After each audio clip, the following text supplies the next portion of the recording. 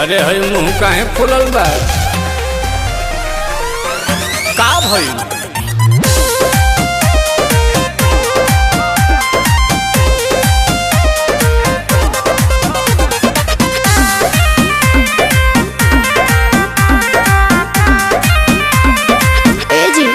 का हो? हमसे सनाई न बेसन काहे ना सनाई? आइल बनी एजुकेशन नहीं अच्छा से चले रिलेशन जब गाड़ी धोले बुआ स्टेशन कह देता नहीं कवन कॉलेजिया में पढ़लू अंग्रेजिया हो अंग्रेजिया छाटेला तो हमसे रूसन करे जाई करे जावा फाटेला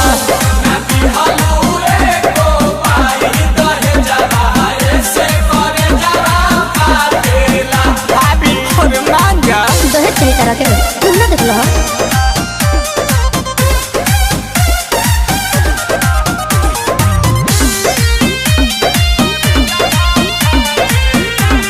एक बात बताओ हटो ना नाराज काहे होलू छने पछने बियाह जब कइलू अपने पसने मोती मराई रहे अरे जहन पहिले जे जहती तहरा घर नहीं हती आके चूल्ही पर खाना ना बनती राजा जी नहीं चौकी पर बेला नहीं लती राजा जी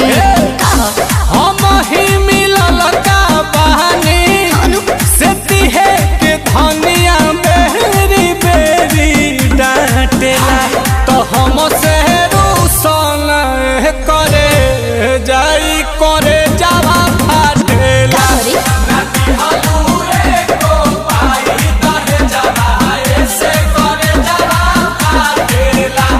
दिमाग मत गरम करो बुझाई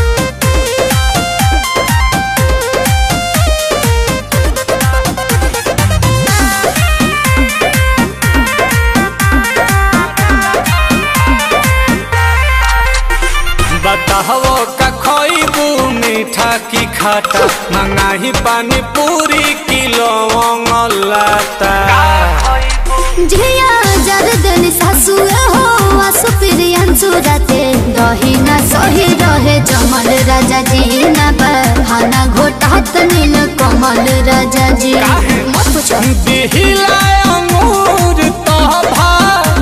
गेलू दूर दूर तहर कुकुर काटेला तो हम से रूसन करे जा ई करे जावा फाटेला